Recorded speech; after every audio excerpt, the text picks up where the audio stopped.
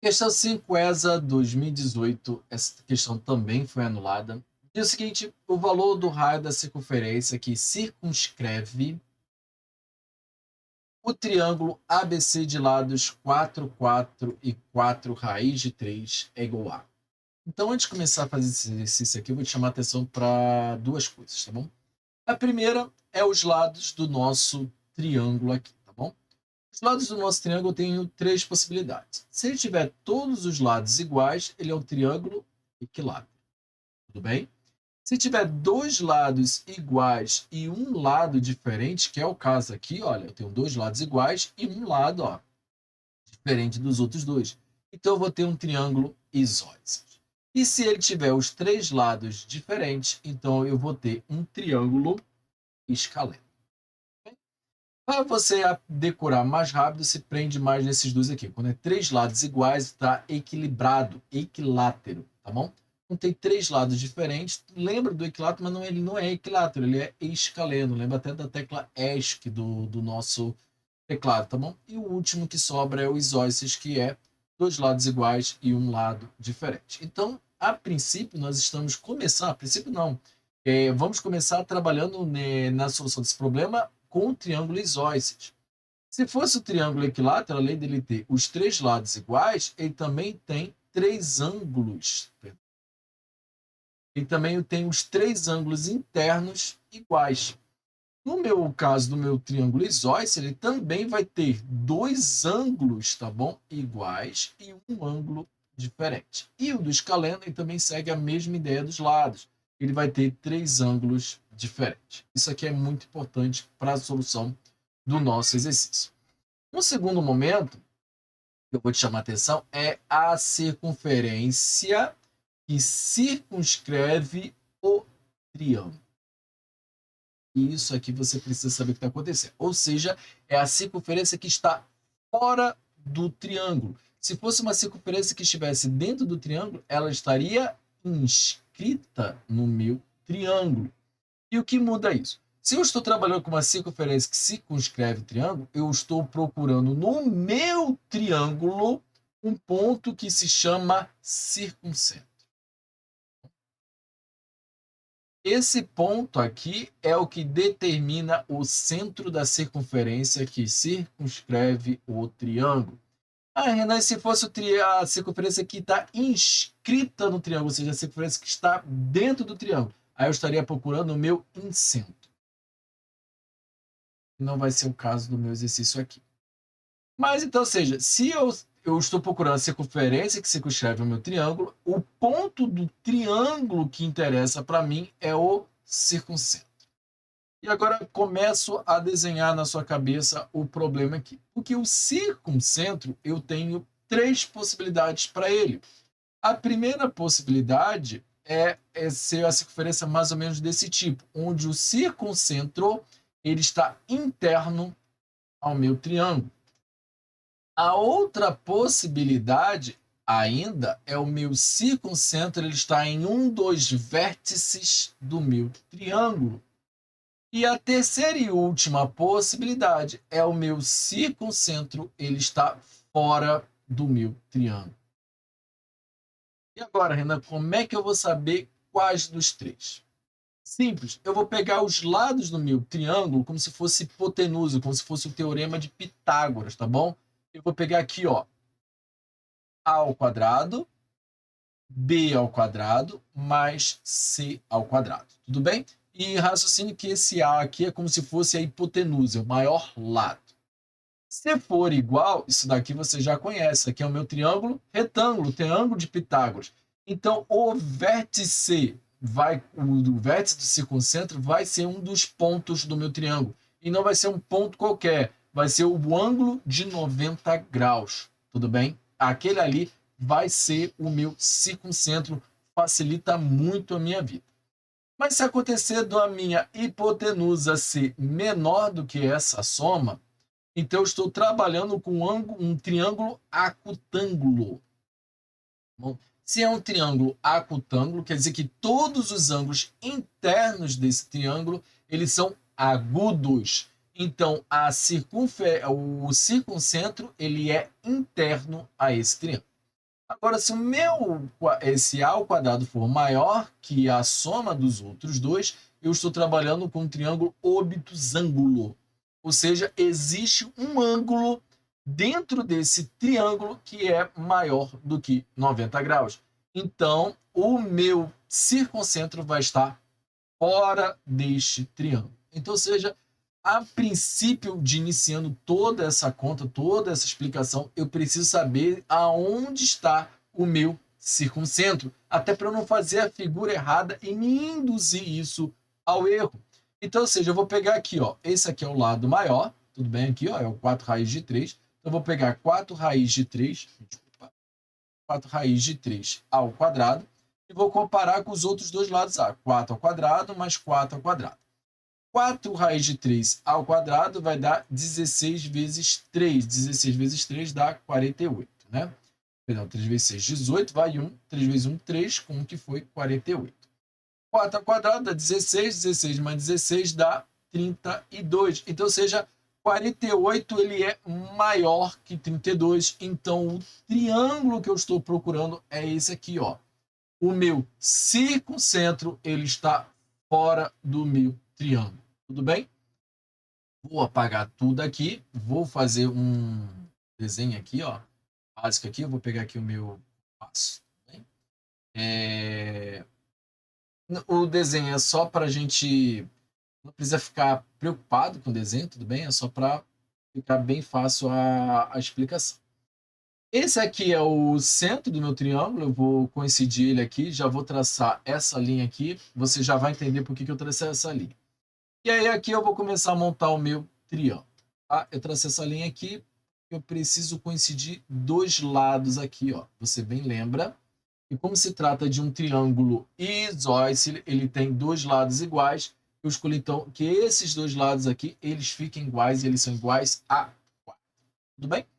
Agora, esse ponto aqui, ou seja, essa corda toda aqui dentro da minha circunferência, ela mede 4 raiz de 3. Tudo bem?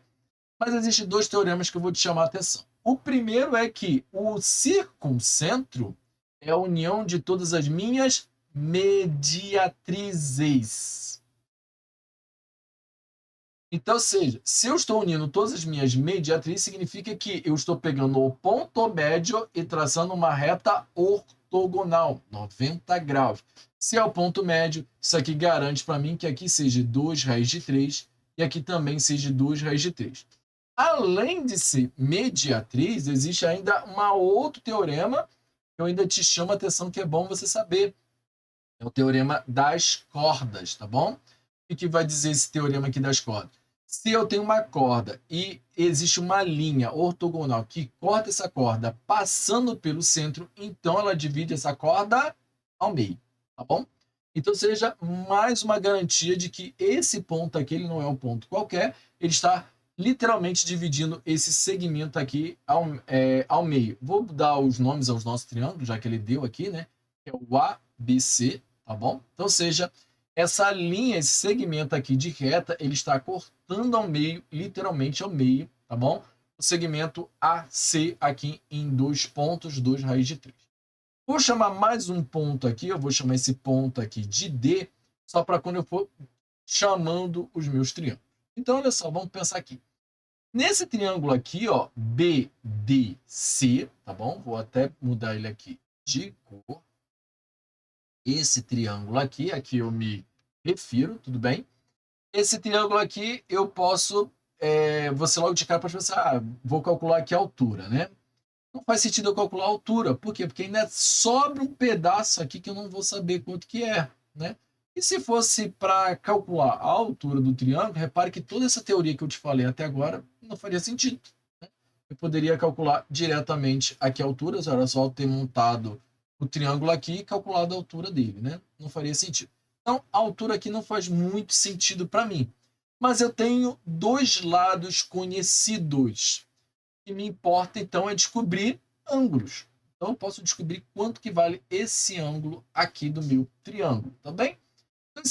Esse ângulo aqui, se eu vou trabalhar com o cateto oposto ao ângulo sobre a hipotenusa, eu estou falando sobre seno. Vou chamar aqui de x por enquanto, então vou trabalhar com o meu seno de x. O meu seno de x ele é igual ao meu cateto oposto, 2 raiz de 3, sobre a minha hipotenusa que vale 4. Tudo bem até aqui? Pois bem, então o seno desse meu ângulo x aqui, eu posso simplificar aqui por 2. Vai ficar o quê? Raiz quadrada de 3 sobre 2. E aí vamos lembrar a nossa tabela, né? A nossa tabela de seno, cosseno e tangente de 30, 45 e 60 graus. Tudo bem? Eu conto de 1 até 3. 1, 2, 3. Divido tudo por 2 e tiro em cima a raiz quadrada. A raiz quadrada de 1 é 1, a raiz quadrada de 2 é 2 e a raiz quadrada de 3 é a raiz quadrada de 3. O cosseno era só inverter, tá bom? Raiz quadrada de 3 sobre 2, raiz quadrada de 2 sobre 2 e trago o meio para cá. Mas já satisfaz aqui porque eu procuro esse valor aqui, ó. É o seno que tem a raiz quadrada de 3 sobre 2, então é o seno de 60. Então, ou seja, esse ângulo x aqui que eu estou procurando, ele vale 60 graus. Se ele vale 60 graus, eu posso já terminar aqui as minhas contas, né, e já saber que esse ângulo aqui ele vale 30.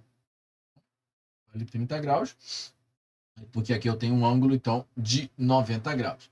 Se é um triângulo isósceles, né, aqui também vai valer 30, tá bom? E aqui vai valer os outros 60, porque aqui vale 30, tá bom? Não porque está cortando ao meio. Foi apenas uma coincidência aqui, tá bom? E aqui esse ângulo todo teria 120 graus.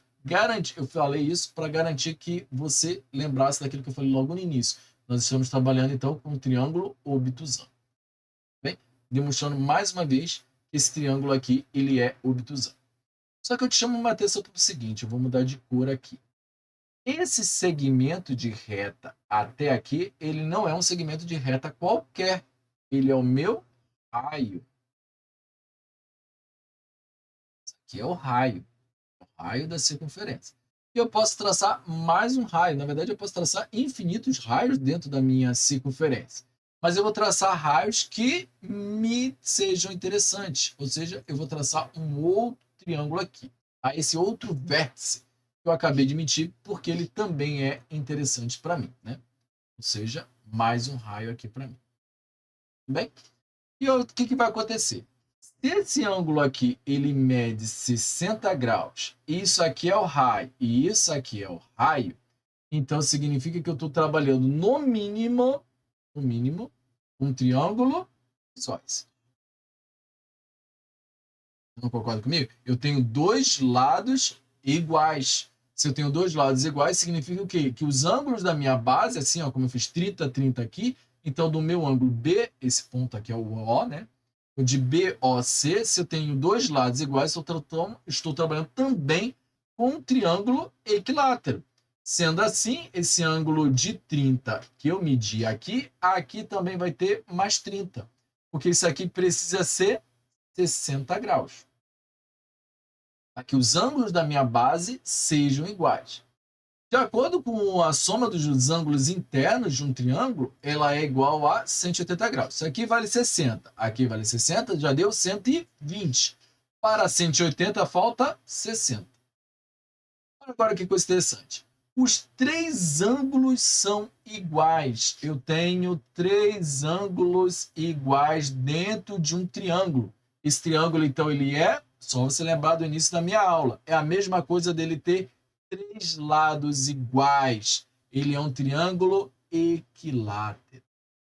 Se ele é um triângulo equilátero, significa então que ele tem todos os lados e todos os ângulos iguais. E se um lado deles é 4, significa que este lado aqui também é 4 e este lado aqui também é 4. Só que este lado aqui é o raio da minha circunferência, que é a pergunta da minha questão.